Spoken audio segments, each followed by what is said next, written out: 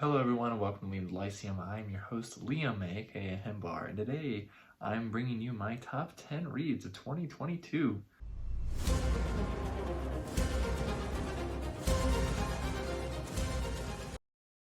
Not actually that excited. So I don't actually generally do lists like these.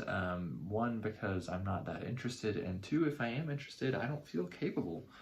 Because I generally don't like putting something like definitively above the others, especially since I know my mind would change uh, pretty swiftly. So I did do a top 10 reads of 2021 though. I think that came out in January. But I decided, hey, I'm filming this on Christmas, by the way, but that I do a top 10 for 2022 because why not? I'm pretty loose on these. I'll have a bunch of honorable mentions. And well, I say top 10 reads, but I mentioned several books if I read several books at least in the series. So it's more of top 10 series I read this year because I'm not going to do a thing. There's my problem, right? I'm not going to limit myself to top 10 books because I read way too many books for that. I read more books this year than I read last year, and last year I read more books than any other year before. I read something like 100. Honestly, don't even know. 100 something. I'm not keeping that well of track. It was quite a lot. Maybe 150. I'm not really sure. But it's a number, and it's a decently large one. But anyways, let's get into number 10. This is a recent read for me, actually. It just barely knocked out one, which I'll mention later. And this is Between Two Fires by Christopher Buehlman. I just really enjoyed this story. It's dark, medieval horror fantasy type of thing going on. It's just very cool to read a story set around the time of the Black Death and have a story that is, the Black Death is very important to that story, and it's very creepy and just awesome. And it is about redemption still, so it's not like, grimdark in that sense, but it is very cool still. So Between Two Fires, I don't have a lot to say. And then number 9 comes in The Black Company. And so I read the first 3 Black Company books, which are, I think, considered the first Chronicles of the Black Company or Book of the North, I think. And so that is The Black Company, Shadows Linger, and The White Rose. I enjoyed The White Rose the most out of those, if you were curious. And then probably Shadows Linger, and then probably The Black Company, but they were all really grand. I read them rather, pretty shortly, connected together consecutively. They weren't consecutive, but, it's pretty close together. Very good stuff. Very short, nice, good dark fantasy from the 80s, if I'm remembering correctly, by Gilligan Cook, of course. Very good stuff. I am looking forward to continuing the series. I don't know why I haven't yet, because I read these in the summer, I think early summer. So yeah, fun stuff though. And then coming at number 8, I have The Eternal Champion by Michael Moorcock. Now, I don't mean the novel The Eternal Champion by Michael Moorcock, because I haven't read that one, but I mean just the kind of series as a whole, which includes probably several dozen books. But I read almost all of Elric this year. I read, let's see, how much Elric novels did I read? So there was 8 Elric novels at the beginning of this year. Now there are 9. There's one that came out in December. I read 8 of those 9 this year. And then I also read the Dream Quest trilogy, so that's 3 more, that's 11. I read the first Corb trilogy, so that is 14. And while none of them, I would say none of them are amazing, they're still pretty darn good, especially something like The Sailor on Seas of Fate is probably my favorite out of all of those. Though Corum is generally, I found, more enjoyable than Elric. So I'm looking forward to continuing with the second Corum trilogy, probably next year. And yeah, Eternal Champion, I would like to get to Eric Jose, Dancers in Time, Jared Cornelius, Hawkmoon, Von Beck. So there's a lot more to read there. Very fun. Michael Moorcock, his Eternal Champion is basically where we get the idea of a multiverse this day and age. He didn't coin the term multiverse, but what we think of a multiverse, it's Moorcock's idea. So Moorcock's still alive too. So just had a birthday a few weeks ago, actually. So happy birthday, Michael. And yeah, pretty good stuff. If there's a lot of new Elric versions coming out, or there are new Elric versions out, so you could go and read those if you want. I guess might as well, right? He's pretty popular. He's actually rather seminal as far as fantasy goes, and he is considered one of the three main like staples of sword and sorcery. So no reason not to check it out. And then at number 7, I had The War God's Own by David Weber. This is book 2 in oh shoot, what's it called? The War God series. Kind of a lame title for a series. There's like 4 or 5 books in this series. I think there's 5 technically. These are by David Weber. He's mostly known for his Honor Harrington. My goodness, I just realized we don't say the word honor with an H. So Harrington was throwing me off. So Honor Harrington. No. Anyways, War God. The War God's Own specifically was a sequel to a book I read last year, which is Oath of Swords, which I found enjoyable. It's kind of like a D&D style fantasy from the 90s. It's kind of a mix of sword and sorcery and like some Tolkien type of influence. I found it very enjoyable, but the second one I found really good. It still deals with the problems of like racism and acceptance and just being kind in general as well. But it does it better. It's like, I don't know, really good. I really enjoyed it. My review for this has like no views because no one's heard of it, and it's also the second book in the series, so who cares? But I care. So that is my number 6 for this year. Hello everyone, this is Editing Liam. I just realized I completely spaced my number 6. I had it written down, but it kind of has a similar title to The War God's Own because it is The Wars of Wrath by Anonymous. There's Gerzel and Baden Hill, so I forgot to mention it. I realized that when I finished, and I didn't want to go and re-record everything. So this was a really fun read. This actually got me out of a reading slump at the beginning of this year, and it was just awesome. It's very short, Arthurian, heroic age, historical fantasy, but also includes, stuff from Africa and, more Byzantium like regions of Europe and stuff like that. It's just awesome. I'm very much looking forward to book 3. I think it's coming out next year. So again, you should read Gerzel as well and Baden Hill. That is my number 6 spot for 2022 reads. At number 5, I have Sometime Lofty Towers by David C. Smith. Also a review that has like no views. Freaking fantastic book. Very short. There's no audiobook, sadly. I think it came out in 2020. Standalone sword and sorcery novel. Considered literary sword and sorcery. It is very good. You should go and read it if you get the chance. So, yeah, it's super good. Just full of anger, but also has some good release, good action, good look at something like colonialism as well. So very entertaining read. I really enjoyed this one. Made me like David C. Smith as an author because I had never read anything by him before, and this was just awesome. He's been writing since the late 70s, so this is more recent work by him, of course. And then at number 4, which this might have been at number 4 last year actually, is the Fafhrd and Grey Mouser saga by Fritz Leiber.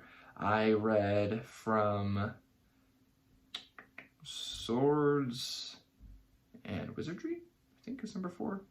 I'm a little tired, so, but Swords and Wizardry up till the end, so that would be the Swords of Linkomar, number 5, Swords and Ice Magic for number 6, and The Knight and Knave of Swords at number 7. I finished that series, very sad, because Leiber is awesome, but I can just go back and reread it now. So, Fafhrd and the Grey Mouser is like, if you want to read like classic fantasy, that's kind of one you wouldn't want to skip over. They were introduced in the 30s, or being written until the late 80s. Very long-lived, and Leiber is just a very good author.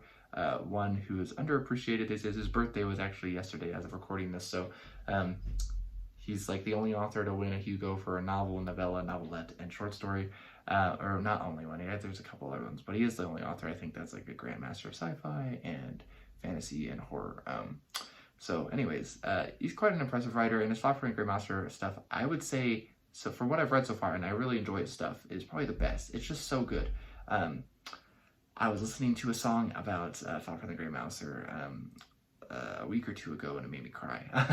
So I just really like these guys. They're very entertaining, so you don't have to worry about it being like super dull and boring. They're very, very entertaining, like very, very, very entertaining, very funny and witty. But very entertaining also in the way that it's just, I don't know, I feel like you could learn something from them. At least I hope I did. And then at number 3, this is a higher spot than last year, is Malazan. I just say Malazan because I only read one Malazan book at the Fallen book this year, like last year, and that was Dead House Gates. I really enjoyed it. It was better than Gardens of the Moon. I'm actually in the middle of Memories of Ice right now. It doesn't get this ranking at number 3 because of Memories of Ice, because I'm not finished with that. Though, assuming I can maybe finish Memories of Ice before the year is over, that would just, be included in this number 3 spot as well, because I think I will like it a lot still, because I'm liking it a lot right now. But also with Malazan, I also read The Healthy Dead, which is part of his Bocalain and Corporal Brooch books, which are very much an homage to Liber, who's at number 4, so maybe I'm doing him dirty by putting the homage above him. No, they're very funny. I thought The Healthy Dead was awesome. It's exactly what I needed at the time. Very quick, very fun, just very absurd. So if you have read those and you haven't read Sword and Sorcery, I would go read Falcon and the Grey Mouser right now. I think you're doing a disservice to yourself if you don't. Anyways, and then number 2, this is kind of lame, because this was at number 2 last year. Surprise, surprise, I put Sun Ear by Christopher Ruocchio. This year, I read more. So last year, I think I had only read the first 2 books. This year, I read Demon on White, and then Kingdom of Death and Ashes of Man. Now I'm caught up with the series. Of course, I read Queen of Ashes and some short stories as well. As far as the main books go, my favorite of those is Kingdoms of Death. Very, very, very good. An easy contender for my book of the year, but it's not quite there, and I'll mention what that is when I get to number 1, of course. But very good. If you haven't tried Sun Eater, I know it's kind of a booktube darling, and I'm not big into those. If you watch my channel, that won't surprise you. But I do find it very enjoyable. I think it is very well done.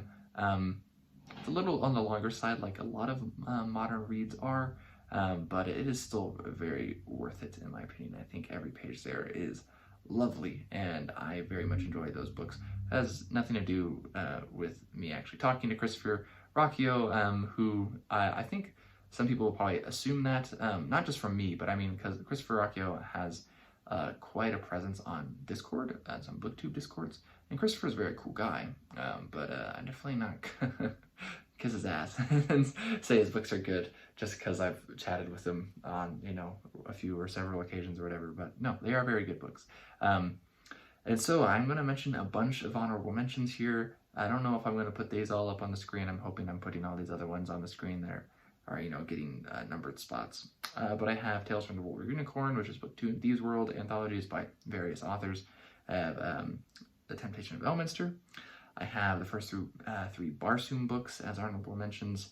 The Dune Messiah by Frank Gerbert.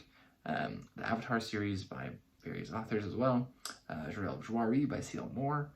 Very good stuff, actually. The Dragon Waiting by John M. Ford. The Chronicles of Amber by Roger Zelazny. Our Lady of Darkness by Fritz Leiber. Wilding Hall by Elizabeth Hand. The Space Trilogy by C.S. Lewis. The Dying Earth by Jack Vance. All 4 books. Well, I guess I read 2 of them this year. But Leoness Trilogy by Jack Vance as well. Serpent Daughter by D.J. Butler. Hi, Dave, if you're watching this. Anyways, Dawn Rise by Christopher Husberg. A version by Alistair Reynolds. Crossover by Joel Shepard. And The Spiral Wars, specifically Sea Fae Queen. It's the only one I read this year, I think. Maybe I read Kalea Drop this year too. Yeah, I did. Okay. By Joel Shepard. That actually was in the number 10 spot until Between Two Fires. Knocked it out. And anyways, and then A Book of Blades, published by Rogues in the House Podcasts by various authors. The Hammer and the Blade by Paulus Kemp. 36 Streets by T.R. Napper, I think is who the author is. Anyways, She by H. Rider Haggard.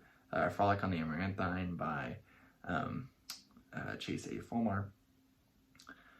way too many more that I'm sadly not going to mention because I spaced when I wrote this list. But then, like, as far as magazines go, I do feel like something like New Edge, issue 0 deserves a mention as well. But at number 1, drum roll please, another somewhat unsurprising thing because it actually was number 1 last year. Wow, if you watched that video and you remember, congratulations, it's Book of the New Sun by Gene Wolfe. I had only read the first 2 volumes of this last year. Blew me away. And then I was dumb and took a several months break, but then I finished it. So I've read Sword of Lictor earlier this year, which is probably my favorite of the 4 main ones, and then Claw the Conciliator, which is awesome as well. But sitting comfortably at my number 1 spot is The Earth of the New Sun, which is the coda to the Book of the New Sun. That book was awesome. It's just so good. And I read it very quickly because I loved it so much. Very good. And I guess I could extend this also to just the solar cycle as a whole. I haven't read much more besides Earth and New Sun. I did read Nightside the Long Sun. I actually just got the rest of the series today for Christmas, so I will be continuing the Book of the Long Sun. But I guess for number 1 still we can go Book of the New Sun, specifically The Earth of the New Sun. Very good. If I want to be particular, I can put a number 0 here. I reread The Lord of the Rings, and that is still my favorite. It is still better than everything else. Surprise, surprise. I'm just kidding. That's not surprising. But it's a reread. So anyways, those are my top reads of the year. I made a list. It has way more than 10 books on it. And a lot of honorable mentions. But anyways, if you have some top reads of the year, let me know what they are. Maybe I'll like them too. If you want to check out some of the ones I mentioned here and you haven't, maybe let me know which ones those are and I can encourage you more in the comments or something. So anyways, it's Liam's Lyceum. I hope you have some happy holidays and are going to have a happy new year. Hope 2022 has been good for you, and if not, 2023 is better. And even if 2022 has been good for you, I hope 2023 is better as well. So we'll see how many videos I'm able to keep together in the new year, but we'll get there when we get there. So I will catch you next time.